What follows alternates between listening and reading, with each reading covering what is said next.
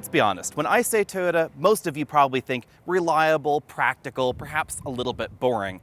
But Toyota has a wild side, and nothing gets wilder than a 300 horsepower all-wheel drive Corolla with a hatch and a 6-speed manual transmission.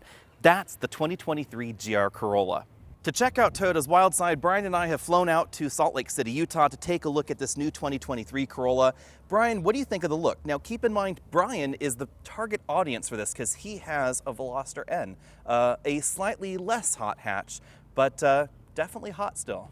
Yeah, I'm excited to compare the two. Now, in terms of looks, I really like what they've done up front. They didn't hold back. They made a whole different front lower fascia, and they've given it a larger grille. It looks very aggressive, and the goal of this version was to be wilder and wider. So as you can see from that perspective, we've got a lot of more width to this car than the standard hatchback. Yeah, and Toyota lore, supposedly the design came out and then Akio Toyoda threw it away and he said, no, I want it wider, I want it crazier, I want it very un-Toyota, to be perfectly honest, in many ways. And I think that's exactly what we see here. Now, I am surprised that we still have fog lights down here, something that we don't find in a lot of performance vehicles. And then the grille, it's not as controversial as I was expecting. Not at all, and it's not like shiny gloss black or anything. This is definitely just a matte black, simple design, but I think it's gonna stand the test of time too, so that's nice. And the Corolla is gonna come in 3 different flavors. This is the base core model. Now this is a very early pre-production spec, so on this one, we can't show you the inside. We'll show you the inside in a different model. Then there's gonna be a middle trim that's only gonna be available for 2023. Then there's gonna be the top end Morizo trim, I always get that wrong. That's going to be the absolutely bonkers version, and that is apparently going to stick around year on year. Yeah, and for those of you who don't know, Morizo is Akio Toyoda, the head of Toyota. His racing name is his side name, so that's the inspiration behind that special edition, and it's going to be the craziest version you can get. It has a carbon fiber roof, only 2 speakers on the inside, a bunch of other enhancements. We'll probably take a look at that one a little bit later. And it is definitely crazy. When it comes to competition for the GR Corolla, the crowd is pretty small. With Hyundai, we have the Hyundai Kona N. We, of course, used to have the Veloster N, but that has been killed off. Now the Kona N is your only option in the hot hatch category, but it's front-wheel drive only and automatic only. Then we've got the all-new Honda Civic Type R, which is new for 2023, and it is going to be manual transmission only like this, but it's also still front-wheel drive only, so a little bit different, but very similar in terms of the overall mission. Then we've got the Volkswagen Golf R. It's a little bit more premium than this, a little bit more expensive, but it is also all-wheel drive, and it has similar performance figures. Then if you want to stretch your budget just a little bit further, you can step up to something like the Mercedes-AMG GLA. It is also all-wheel drive only, but it is automatic only. It's going to have a DCT transmission standard. And of course, it's going to be very German in how it drives compared to this because it's built by Mercedes-AMG. I don't know about you, but I'm surprised there's no enormous wing on the GR Corolla. I'm personally thankful. Honestly, if you want to do that yourself aftermarket, go for it. We support you, but I think it looks perfectly fine as it is. Yeah, this is much more discreet than the Civic Type R. This kind of has a business up top, party down below thing going on because the hatch is very much like the regular Corolla hatch, as are the taillights, as are the headlights. Yeah, it's really down here when you look at the hips of the car and the width, it really shows up with the way they tacked on the side and it the is bottom. much, much wider. I also really like how they did this 3-tipped exhaust setup. I think it's a little bit unique. They've got that pill shape down the center. Do you think it's a bit too much Honda Civic Type R with I don't see the it, 3 no. exhaust I mean, at thing? least it's spread out. The Honda Civic Type R gets it all right bunched up together. At least it's a little different. Yeah, and then they give us a little bit of extra going on here with this extra wide section to help kind of dress up this reflector there so it doesn't look too funky. And then, the hatch is somewhat discreet here too. You can open it right there in the middle. We get a reasonable amount of storage room back here, but like the Golf R, or the Golfer as I like to call it, this is more of a hatch than a liftback design. And in the Type R, it's more sportback, to be honest. That's why the Type R is actually about 2 feet longer. By their nature, Toyota tends to be a very conservative company, but what we find under this hood is absolutely not conservative at all. We find a 1.6-liter turbocharged 3-cylinder engine producing 300 horsepower, 273 pound-feet of torque in this base model. If you get the top-end version, that bumps things up to 295 pound-feet of torque thanks to a slightly different turbocharger tune that boosts pressure up to 26.3 psi. The regular model, still a fairly healthy 25.2. That's good enough to get this 0 to 60 in 4.9 seconds, and still give you 24 miles per gallon. Now, a manual transmission is the only way this is going to come at first, but there is a rumor that an 8-speed automatic might fit under this hood. Of course, Toyota won't confirm or deny that at the moment, but some Japanese spec GR hot hatch models, they are going to be getting that 8-speed automatic. So it's only a matter of time until Toyota might at least consider bringing that model to the US. That really would be an interesting twist because, of course, the Honda Civic Type R, definitely a solid competitor to this. It's front-wheel drive only, no automatic transmission, and we finally know the horsepower numbers on that model. It's going to be about 315. Out of the thousands of questions I've been asked about the GR Corolla, 2 have bubbled to the surface. First one, why a 3-cylinder engine? Why not 4 cylinders? Well, a 3-cylinder engine makes a lot of sense. It is dimensionally shorter than a 4-cylinder would be, even of the same displacement. So that helps packaging under the hood. It allows them to put wider tires, allows them to have a tighter turning radius. And in the GR Yaris in Japan, it also allows it to have an 8-speed automatic, which is definitely going to be bigger than this manual transmission. When it comes to turbocharged engines, there's also a bit of an advantage when it comes to exhaust gas scavenging, operating the turbo from the exhaust from the engine. 4-cylinder engines, yes, they're going to produce a little bit more power, but 3-cylinder engines, they tend to leave less power on the ground, so to speak. So efficiency for the power output tends to be just a little bit better than a 4-cylinder engine design. The next question a lot of you had was about the all-wheel drive system. This is unique to the GR Corolla, and it has a number of interesting features. The first one is that the power balance is adjustable between 60-40, power front to rear, or 30% front, 70% rear. There's also a 50-50 mode for track duty. This is possible because the GR Corolla overdrives the rear axle by nearly 1%. It's 0.7% faster than the front. So if you pick this up off the ground, put your foot on the accelerator pedal, the rear tires are going to be spinning almost 1% faster than the fronts. That gives this that rear power bias when it wants to. That's the key not only to the track performance that we find in the GR Corolla, but also its more hooligan drive modes, like you can drift a GR Corolla, etc. And that's a little bit more difficult in something like an all-wheel drive RAV4. Taking things to the next level, we also have optional limited slip differentials in this vehicle, but not just in the front like we find in a lot of hot hatches, we also find one in the rear. That's part of the performance package on the core model. It's standard on the circuit trim and standard on the Morizo trim as well. Now the other interesting twist is that those limited slip differentials are not electronically controlled. They're Torsen units front and rear. So this doesn't have digital torque vectoring in the rear like we find in some performance cars. Instead, Toyota decided for a more natural and more traditional feel out on the track. To create the GR Corolla, Toyota did more than just stuff a more powerful engine under the hood. They've also pretty significantly changed the structure of the Corolla to make it stiffer, make it handle the suspension, the wider track, the wider fenders that we find here are nicely integrated up front. There's also extra cooling ducts around the vehicle, functional vents here and there, wider tires. We find 235 width tires on most trims, 245s on the widest model, and then we find upgraded brakes all the way around. These are pretty massive, and they're ventilated in the rear as well.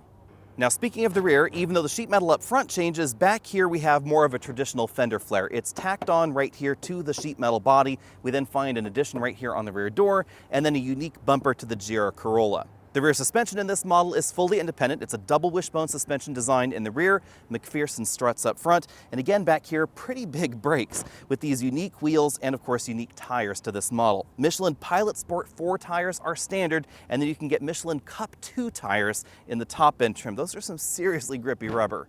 If you want the ultimate expression of GR Corolla craziness, then you want this one, the Morizo edition. Not only do we get the extra power under the hood, we get some very slight styling tweaks. You can see we have blacked out bits up front. They're shiny in this version. We still have the hood vents right on top. They are fully functional. One nice touch about the GR Corolla is that almost all of the aero things that you see around the vehicle are fully functional, from these vents on the hood to the little vents right in front of the front tire to the vents right behind the front tire. Now, speaking of the tires themselves, big difference here. We get these Toyota Gazoo racing wheels, and these are Pilot Sport Cup 2 tires, one of the grippiest tires that you could buy new. Although you should know, tread wear rating 240 on these tires. So if you get these, you're gonna run through them really fast.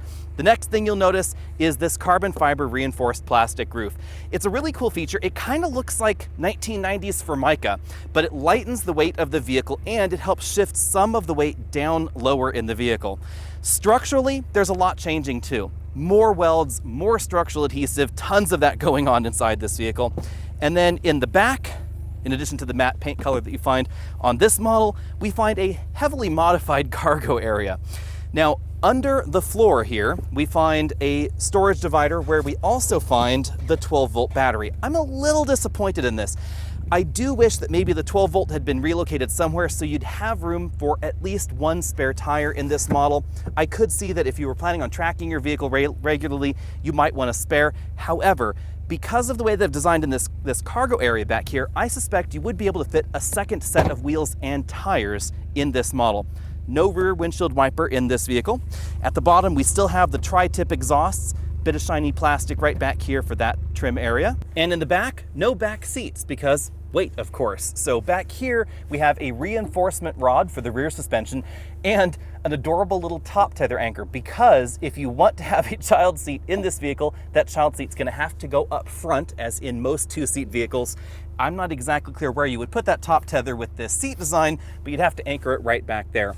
Then, of course, no rear seats here, but we have this reinforcement bar. If I move this bag, you can see this really eccentrically styled wing. This adds a decent amount of structural rigidity to the vehicle, and it has some weird mounting points. So it's mounted down there at the bottom and down here on the back. It also sort of does duty to help hold your cargo in place. So if you planned on putting tires or luggage or that sort of thing back here, it'll help keep it from bumping the front seats when you brake. Now, clearly you could do this kind of modification yourself, but from the factory, this is going to be a lot cheaper, and it's going to mean that if you only have 2 people in the vehicle, you can ride in that HOV lane that requires 3 people with just a duo inside. And then, of course, rounding out the changes, we get the extra boost from the turbo, over 26 PSI of boost, that gives us the same horsepower figure, but nearly 300 pound-feet of torque and a faster 0 to 60 time. Still, the same 6-speed manual transmission, and this model comes standard with the limited slip front differential and the limited slip rear differential. The majority of this interior is shared with the regular Corolla, so we find the same button bank up here on the ceiling, including the telematics button, because this includes Toyota's safety sense, just like we find in a regular Corolla. That includes the telematics button, autonomous emergency braking, lane centering assist, and adaptive cruise control, even though we have that manual transmission. This little note over here is reminding us that we're driving a very early pre-production model, so some things in here might not be production accurate, but we do get sun visors with a shade extension. The ceiling headliner is a little on the cheesy side to my eye. This is the same sort of liner that we find in a lot of inexpensive vehicles' trunks. I had expected something just a little bit upgraded for especially this top-end GR Corolla model. Hopefully that will come in the future. We have height-adjustable shoulder belts for the driver and front passenger, and really, really nicely done seats. These are very comfortable, and there's enough room as far as headrest dimension and headroom if you're wearing a helmet and driving the GR Corolla. These kind of look like 5-point harness seats, but they're not in fact designed from the factory for that. If you do want to use a 5-point harness, you're going to have to replace the seats. The seats are a combination of imitation suede and imitation leather on the outside, red stitching. It's a really attractive design and very comfortable, but you should know that the bolsters are pretty aggressive. So if you're a wider person or a smaller person, they're not adjustable. You might either be swimming in the seat or you might find it a bit constrictive. Moving over to the front doors, these are the same door units that we find in the regular Corolla, so lots of hard plastics at the bottom and the top of the door, but we do have a little insert of microfiber that mimics what's going on the seat. Moving over to the dashboard, we find a high percentage of soft touch plastics. These 2 dashboard sections are soft touch, as is the upper section of the dashboard. There's then sort of a blank out panel right there to help tie things together. Large air vents running across the dashboard. Pretty reasonably sized glove compartment. I had no problem fitting a tablet computer inside. Down here, we have a USB-C input for the infotainment system, and that infotainment system is the latest software version available in the Toyota lineup, but the screen size is a little on the small side. When Toyota announced that the Corolla was going to get their new software, I had hoped that the screen would also grow a little bit. Hopefully that's something they can address in the future, but the software is snappy and I like the connected features. It doesn't come with factory navigation, but you can add it with the simple addition of a subscription. All of those features are connected, as is the voice command feature and Alexa and lots of things like that. Down here we have a single zone automatic climate control system, engine start stop button right over there with a GR logo on it. Going back down here, we have a Qi wireless charging mat. It's not quite able to charge my phone all the time, but it is able to keep it in place even in some of those more aggressive maneuvers. Down here we have some unique buttons. Here's the drive mode selector. This allows us to choose between custom, sport, normal, and eco. If you choose custom, you adjust those drive mode settings here in the touchscreen infotainment system. It relates to powertrain, steering, and air conditioning only because this does not have an adaptive suspension system like we find in some Hyundai N products. Then we have the shifter itself. It's a ball-style shifter. If I get in close, you can see the shift pattern right there on the top of the shifter. It's a really elegantly done design with this sort of laser-etched design in it. One thing that I don't like, however, is reverse is over to the left and up. I prefer it over to the right and down, but that's really more of a personal preference. Down here we have the knob that adjusts the all-wheel drive system. You can choose between 30-70 if you rotate it to the right, 60-40 if you rotate it counterclockwise, and then we get 50-50 if we press that right in the middle. I should say I actually prefer it in the rear split mode rather than in the track mode when on a track. Down here we have two large cup holders, handbrake, more of that imitation suede going on. No armrest here, just sort of a blank there. We do have a USB charge only port right there, and then a 12-volt power port behind. All three models of the GR Corolla get the same steering wheel, but the upholstery choice does change based on the trim. Since this is the Morizo model, we get this imitation suede trim on it with this little red stripe in the middle. It's a really elegantly done and elegantly feeling steering wheel, although I do worry about the long-term wear of faux suede like this on steering wheels. Let me know what you think about that in the comment section. Some vehicles that are only about a year or two old, it starts to wear a little bit quickly, so you might want to consider that if you're debating between trim levels. The other versions don't have this, they have a more traditional leather-wrapped unit, but the buttons are pretty similar. Over here we find the controls for that standard LCD instrument cluster. We'll take a look at that in a bit. These adjust that. We then have volume up, down, some phone buttons, things like that over there. And then over here we have the controls for the standard radar adaptive cruise control. This is a really nice touch because adaptive cruise control is something that's missing on a decent number of inexpensive performance vehicles with manual transmissions. This one still has that feature, and when you're using the adaptive cruise control, it will remember your speed when you push the clutch pedal in. So push the clutch pedal in, change gears, release the clutch pedal, it resumes automatically. Now let's take a look at this LCD instrument cluster. The theme of the instrument cluster changes based on the drive mode that you're in. That is the sport mode, also common to custom, and then we have the normal drive mode and eco. Those are very similar there. The display is highly customizable, which is really a nice touch. The center section right here will display the gear that you're in if you were actually in a gear. Right now we're just idling here. And I can cycle through 3 different layouts within this prime theme here. If I can trip over my tongue, I can then hold the OK button to change things, and you can rotate through different options in each of these sections. So you can have the turbo pressure there, things like tire pressure, various gauge readouts, and then over here on the right side you can see the all-wheel drive torque split, G meter, things like that. I kind of like the all-wheel drive torque split because it is entertaining to see exactly what the all-wheel drive system is doing at any one moment in time. These layouts can also be adapted in the sport mode. I think this is probably the look that I prefer the most, with the more horizontal tachometer right at the top. I love the way that Toyota has decided to balance the GR Corolla. The suspension and the tuning is excellent. It's very sharp, but not stiff. But the grip, it's incredible. You can just wander around these cones like there's no tomorrow. And with the rear power bias, I can do it throttle on and not worry about the front end plowing into other cones, like you'd find in a front-wheel drive alternative like a Kona N, a Veloster N, or the upcoming Honda Civic Type R. But because Toyota's mission was to make this vehicle weigh as little as possible, this is actually going to weigh right around the same as a Honda Civic Type R most likely. It has a very light, nimble feel without having to have a suspension that's rock hard. So this is surprisingly daily driver livable, and that's something that I had not expected out of this Corolla.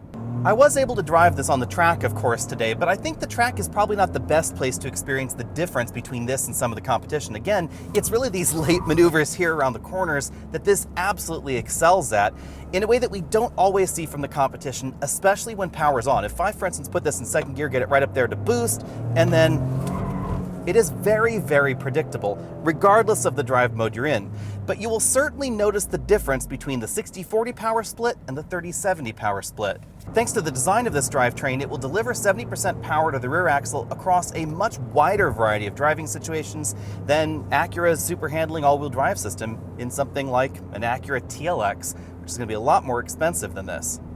In terms of 0 to 60 times, I haven't had the opportunity to test that today. I have no doubt that if you're willing to roast the clutch, you'll probably get just below 5 seconds, 0 to 60. Any way you slice it, this is a very swift Corolla, and it's really deserving of the GR name. I have to admit, I think this might even be my favorite GR product so far. I've been able to test the model with and without the limited slip differentials. I'm not sure I would spend the extra cash on the limited slips, to be honest. Out on the track, you might notice the difference depending on the surface. If you live in an area where you frequently want to do more Baja-style racing, I guess, in your GR Corolla, or snow racing or ice racing, you're definitely going to notice the difference in those situations. But for most folks, simply sending 70% of the power to the rear is going to be enough. The manual transmission has a good solid feel to it, aside from reverse being in the wrong location, and the clutch engagement is pretty linear, something that I don't like exactly in the current generation GTI or the Golf R. I think this clutch pedal is a little bit better than the one that we find in those models. The steering, I mean, it's electric power steering, and there's only so much feel that you're ever going to get. But again, we have that accuracy that I did not expect necessarily to find in this vehicle. I'm, again, really glad that they set up cones like this, because this is just so much fun to fling around the cones like that. If you're looking for the ultimate autocross vehicle, that is going to be this. Obviously, launches could be a little bit bog heavy. It's going to require a tiny bit more skill to launch this well versus a front wheel drive vehicle, because you don't have that front wheel slip to help, alleviate that bogging issue. So it is going to take a bit of practice, but it's going to reward you with absolutely excellent feel. And if you're looking at this as a daily driver, the suspension tune and everything else about the vehicle seems to be very daily driver livable. Rather unfortunately, I haven't been able to drive this out on real public roads today. Most of our time has been spent out on these roads around the race course. These are not the best roads, however, and this has an excellent feel to it out here in this area. Definitely have a lot of fun. One of the things I really love is the weight balance. This has a great balance to it, so it doesn't feel as front heavy as its numbers would otherwise indicate. Definitely a really great handling hot hatch. And that's perhaps the ultimate hallmark of a hot hatch in the first place, is just the amount of inexpensive fun you can have. You can just whip it around corners like that, absolutely no problem. Toyota has done a really, really great job in creating this car. Now, obviously, there are going to be a few downsides. Fuel economy, that's going to be a downside. This is going to be just around 20 or something miles per gallon if you're driving it more aggressively out on the road, theoretically maximum of 24 miles per gallon combined. We do have a manual transmission. Not everybody's going to be interested in that. And the cabin, it could be a little bit quieter. I expect this is going to be about the same kind of cabin noise that we find in a regular Corolla. Also, some interior complaints here and there that I talked about earlier. The instrument cluster is lovely, but the infotainment system does feel a little small. But to be honest, these are pretty small complaints. One additional thing that I must mention is that this is one of the few vehicles in this segment that I can wear a helmet in at 6 feet tall, and that's not something that I can do easily in most of the competition. The vast majority, actually, of the competition, I just don't fit well in there with the helmet on, and in here, I had just about half an inch of headroom left with the seat all the way on the ground. So if you are a taller person, or if you have a taller torso, and you want to do any sort of autocross or track day kind of stuff, that's going to be a big consideration. It's going to be a lot easier to do that and wear a helmet in this than in really pretty much everything other than a Golf R. Be sure and hit the subscribe button if you haven't already done so, because of course I'm going to have this back at home to do a complete test on roads that I know well, where I can really dive a little bit deeper into the handling ability and especially the ride quality, because so far I'm impressed, but I haven't been able to drive this on the same roads that I drive everything else on. So be sure and stay tuned for that, because that's coming up just as soon as I can. According to Toyota, the GR Corolla is going to be on sale this year in 2022, and it's going to set you back at least $35,900. That may sound like an awful lot for a Corolla, but it's really not a lot when we talk about 300 horsepower performance vehicles with all-wheel drive and manual transmissions. There really aren't very many of them, and you will pay more for a significant number of the competition. Next up, we have the Circuit Edition trim. I think that's the best value in the GR Corolla lineup. $42,900 for that model. That gets you a lot of the performance features you've seen in the other models in this video. The limited slip differentials, front and rear, bit of carbon fiber here and there, a little bit of lightweighting, etc. But if you want to take your GR Corolla to the absolute extreme, that is going to be the Morizo edition at $49,900. Now that price tag is getting quite dear, but that gives you the ultimate in Toyota hot hatch performance with more severe weight reduction, no back seat, just 2 speakers on the inside. Everything has been pushed to the absolute limit, and of course comes standard with Cup 2 tires. So if you want the ultimate Toyota hot hatch, that is going to be the model for you. But if you want one of, quite simply, the best hot hatches on sale in America right now, you're probably going to want any of the flavors of Corolla. It's that time again to play our game, Is It Worth It? Would You Buy It? Starting off, let's compare this to the Hyundai Kona N. Yeah, interesting comparison. Kona N, $34,200, so a little bit less expensive than this. I like the electronics better. I like the E-limited slip differential up front's really cool. I also like the adaptive suspension, but no all-wheel drive, no manual. Two big things that I know a lot of Kona N shoppers really want to be in the Kona N, and they just aren't. And I definitely agree, it's worth it, and I think I would buy it. Next up, we have the Mercedes-AMG GLA 35. Yeah, I was surprised by this one. I don't know how, but I remembered it being cheaper than it actually is. I don't know about you, but it turns out it's $47,950 starting, so quite expensive. And the last GLA 35 that we were in driving, can you guess how much you think it might have cost? I'm gonna say it was well into the 50s. It was $60,000 fully loaded, so very expensive. You could almost buy two of these, or you could certainly buy a GR Corolla for the weekends and a regular Corolla rather, for the weekday commute, and still be less expensive than that GLA. Now, is it better? Depending on what you're talking about, yes. I like the way the GLA handles. It's really precise. I love the German feel of it. I love the electronics, all that. It feels luxurious inside. Is it worth it? I would say no. I wouldn't buy it. I would just buy a Corolla. Yeah, and I don't think it's necessarily worth it, but I wouldn't say I wouldn't buy it. If I had the money for it, I might be able to see myself doing that. I might buy a regular GLA and one of these, and that would be, you know, The perfect a lot driveway. cheaper. Yeah. Yeah. Okay, well, next up we have the Volkswagen Golf R, the Golfer. The Golfer, yep. The Golfer is $44,090. So it slots between the mid-level trim of this and the very top end trim, and that is for a base Golfer, of course. I do like the Golf R. It is a lot of fun. The manual transmission, I think, is a little bit better in some of the competition. Volkswagen generally has nice manuals, but that one, I actually kind of like Honda's 6-speed manual a little bit better than that particular model. The all-wheel drive system isn't as advanced as this one. It won't send quite as much power left and right because it does not have the Torsen limited slip available that we find in this model, so interesting twist there. I might buy this over the Golf R unless I was just sitting on a pile of cash. I do love the looks of the Golf R more than this. I think it looks better from every angle, just to my eye. I like the more discreet, more, I don't know, under the radar look, perhaps, that we find in the Golf R. And the engine note is pretty cool. And I think the Golf R is certainly worth it. It definitely has an interior that makes up for the price difference between the two. I think it definitely has the option. You've got the option for an automatic there too. So if you want to spend $800 extra, you can do that. So there are a little bit more options for people who want a Golf R. I don't know if it's worth buying over this though, because this is already super fun and it undercuts it price-wise. $10,000 less expensive. I think that's the big thing. 10 grand less. I like the Golf R. I don't think it's worth $10,000 extra though. And that leads us to our final option, the Honda Civic Type R. Ah, yes, the Typer. The last Typer was $38,000 in the United States. We don't know what the new one is going to be, and we haven't driven it. Nobody's driven it. We don't have too many details yet.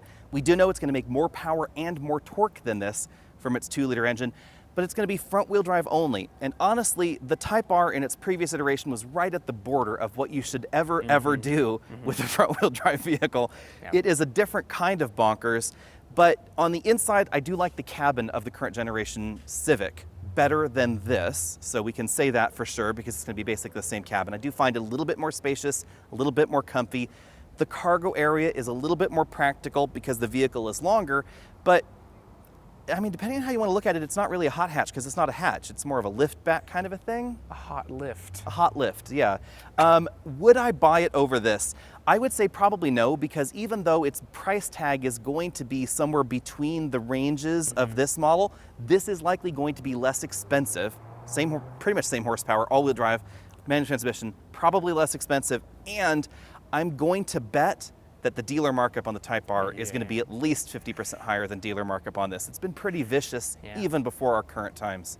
Yeah, and I think for me, I think the Civic Type R is definitely worth what we're expecting. You'll probably have to pay for it. I definitely like that it's a little bit roomier on the inside than this, and I personally like the looks of it, minus the giant wing on the back that they give it. Minus that, I think the Civic's looks are a little bit more my taste.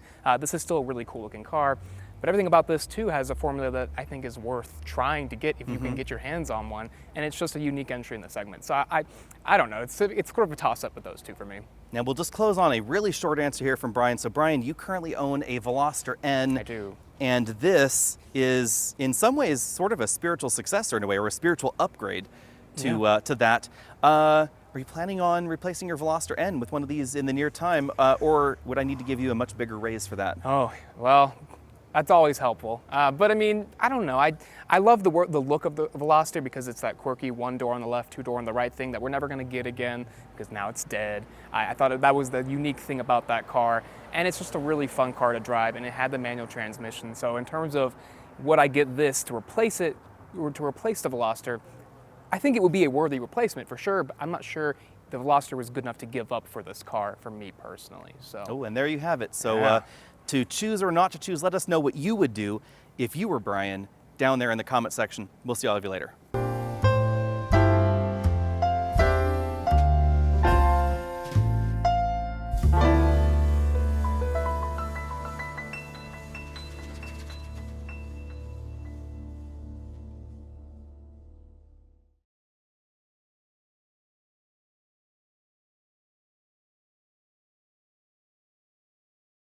Hey, buona vita everybody out there in Italia. This is the mozzarella version of the GR Corolla. In this one we get extra cheese, all the cheeses that you can imagine all under the hood. And then on the rear we get even more cheesy wheels. We get the biggie cheesy wheels around the side, we get the biggie cheesy wheels around the back, and the biggie gripey breakers in order to help stop the cheesiness.